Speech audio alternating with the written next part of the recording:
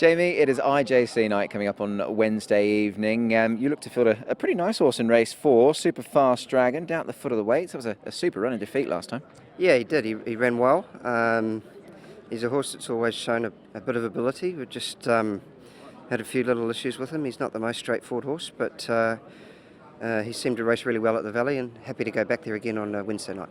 Because he's shown a bit at Chartin, hadn't he? So I guess the fact that he's able to do the same at Happy Valley certainly is pleasing enough and will give you options going forward. Yeah, he's a horse that doesn't have the greatest of actions, so maybe just appreciates the corner. But yeah, he seems to be in good form. He's had a trial since. We're going to put the blinkers on him, which is something that we've been thinking about for a little while, and he trialled well on them the other day, so hopefully that can just spark him up a little bit in the middle stages, and hopefully he's going to be able to stay in contention because they're going to go fast.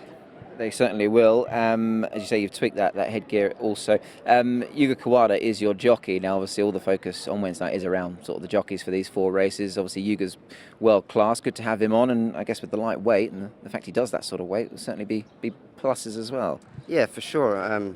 Looking forward to meeting him and having him ride for the stable. But it's a great night to be a part of. It's a great week to be a part of, and looking forward to being there on Wednesday night with hopefully a couple of nice chances.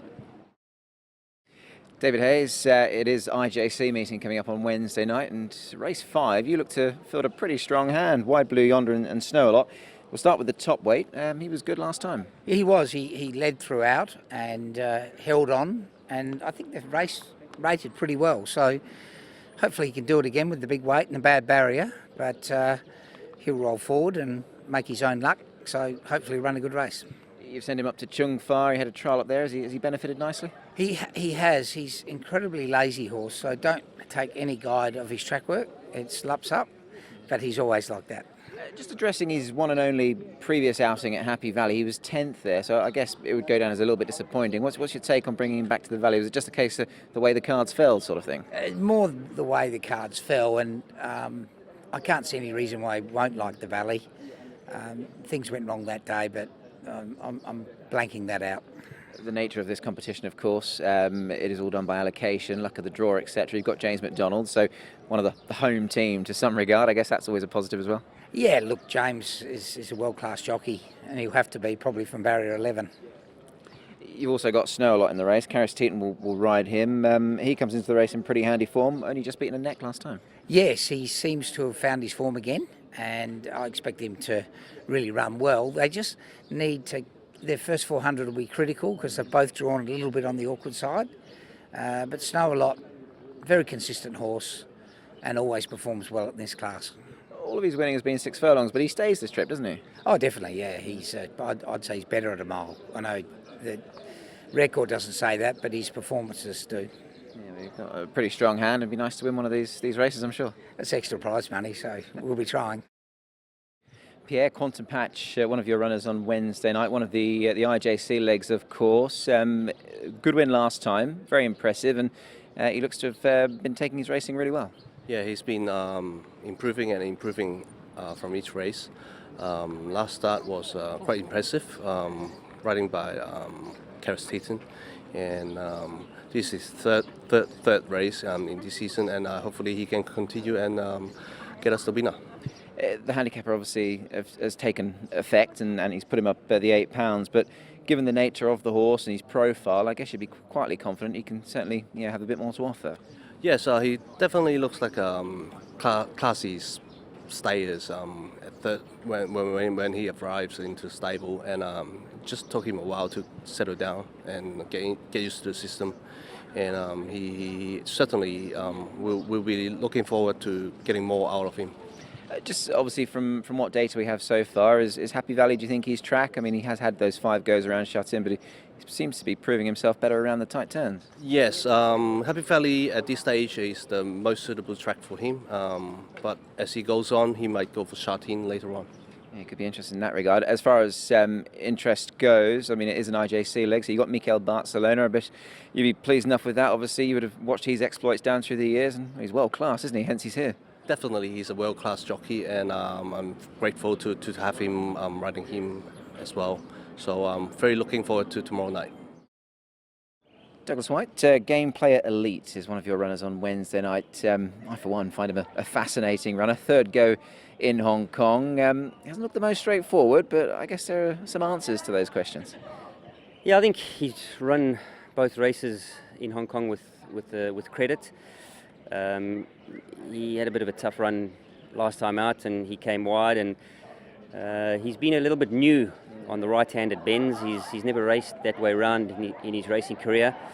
So he's come a long way since he's joined the stable, and he seems to be getting better every time he steps out. As a former, obviously, top-class rider, Doug, and obviously now a trainer, how difficult can it be for a horse to adapt to going another way around? I guess some take to it and some perhaps not as quickly. Yeah, some of them don't.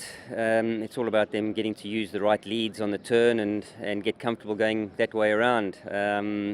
Unfortunately, in Hong Kong, they've got to learn quickly, because that's the only way you get to work and race. But look, he's done a good job, and the good thing about him is he's willing to do it. You've been on him in a gallop since. How's he felt? He's felt good. He's incrementally got better every time he's worked, and he's strengthened up. And as I said earlier, he's adapted to going the other way around, which is positive. He's drawn gate number 4. I guess plenty of cover from there, perhaps. And you've got James McDonald on as well. So positives. Yeah, he's got a lot of positives. He needed a draw. It would make things very awkward with a wide barrier, because he has got some gate speed, and you wouldn't want to be dragging him back. But the draw gives him his opportunity. He's got a top jockey on him. So, yeah, fingers crossed, we'll need an answer luck. Lyle, big midweek meeting coming up at Happy Valley, of course, with the IJC. More on that shortly. But the final race, you ride Rising from Ashes. Perfect, unblemished record, 2 from 2. Yeah, great to be back aboard him. Unfortunate to have missed out last time, but glad to get the opportunity again. You keep thinking that he's must have reached his ceiling or achieved as high as he can go, but he raises the bar, so I can never discount him. And he seems to appreciate Happy Valley over the 1800 too. I think his draw does not affect him at all, because he gets ridden quietly, although inside would be ideal. But with that said, worked him the other morning and he's going really well still, so no reason why he can't continue this good vein of form. I mean, just looking obviously back at that win last time, as you mentioned, you weren't on board. King DeMello was. Big price, but you're right, he's a horse that sort of flies under the radar a bit, but he's doing all the right things. Yeah, he certainly does. It's because he's not the most imposing horse, but yeah, he's certainly got the ability and the heart. So, you know, even going into the first couple of times I rode him, I never really expect him to step up each time, but he just sort of does do it, you know. And last time I thought was a win full of merit in a strong field to come to Sharton. So yeah, a lot to like about that, and you know, his work suggests that he's maintained that form. Yeah, he certainly does look that way. Just looking at the IJC, obviously the allocation was yesterday. You were there, of course. As just an overall sort of assessment, what have you made of your book of rides? Yeah, I'm pleased. I think none of them are weak rides. There's probably nothing that on paper that stands out as a sure thing, but you know, it is racing, and 3 of my 4 have decent draws. Horses are in pretty good form, so you know, that's always a positive, and you know, third time lucky. I think Zach Purton hit the nail on the head, though, in a recent interview, that it has become that bit more even, hasn't it? I mean, it does give everybody a really level sort of chance. Certainly, the way I looked at it, I thought, you know, in the past it maybe looked like there were 1 or 2 horses that should win the race, whereas now there's only 1 or 2 that probably couldn't win the race. So it's certainly more open, and the way it's been balloted is that every jockey gets the opportunity.